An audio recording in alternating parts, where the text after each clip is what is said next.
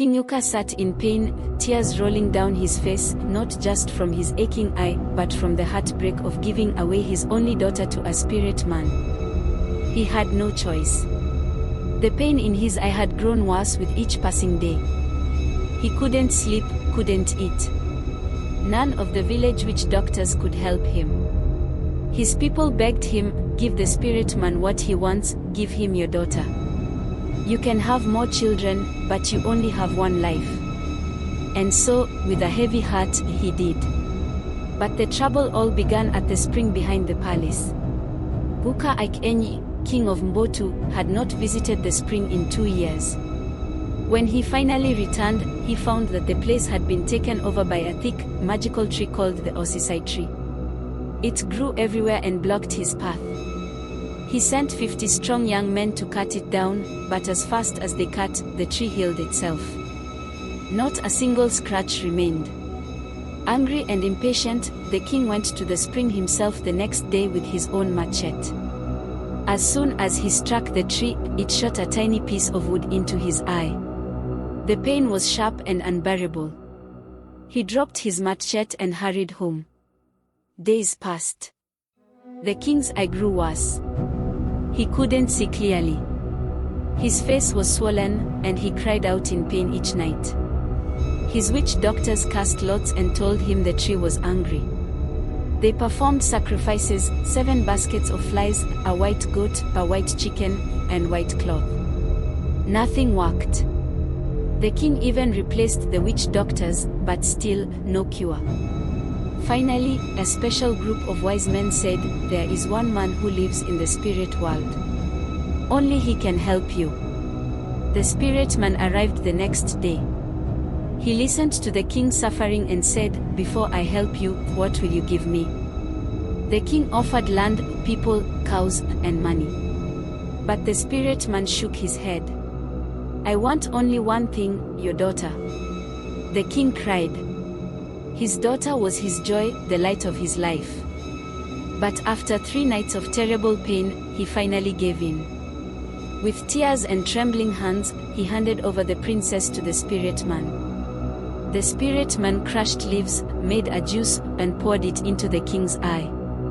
He said, "By morning, the splinter will fall out and the pain will end." Then he disappeared into the forest with the girl.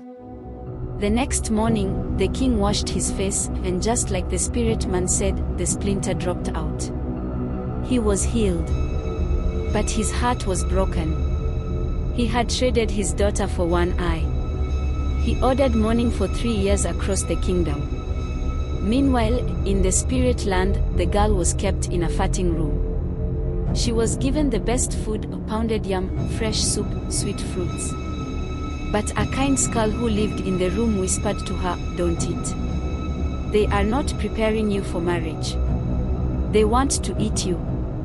The princess fed all her food to the skull and survived on chalk.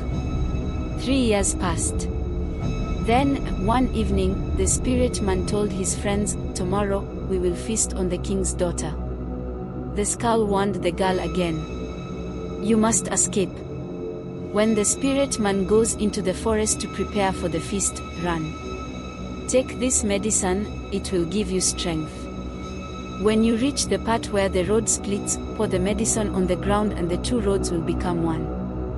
Never talk to anyone or look back if someone calls you." The next morning, as the spirit man and his friends went out, the girl quietly slipped out through the back and followed the skull's directions. She ran deep into the woods, past people who called out to her, but she said nothing and didn't look back. She reached the parting roads, dropped the medicine, and they became one road. She ran until she saw her father's palace. She burst into the palace and told her father everything. "We must make a sacrifice before the spirit man reaches us," she cried.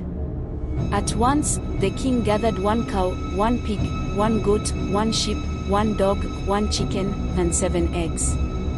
He cut them into 7 parts and laid them on the road. Not long after, the spirit man arrived and saw the sacrifice. Hungry, he sat down and ate. When he finished, he packed the rest and returned to the spirit world, never bothering the girl again. The kingdom rejoiced. The king, now healed and reunited with his daughter, declared, "From today, no spirit from the land of the dead shall return to cure the sick among the living." And so the land of Mbotu learned that some cures cost more than pain, they cost the very thing we hold dearest.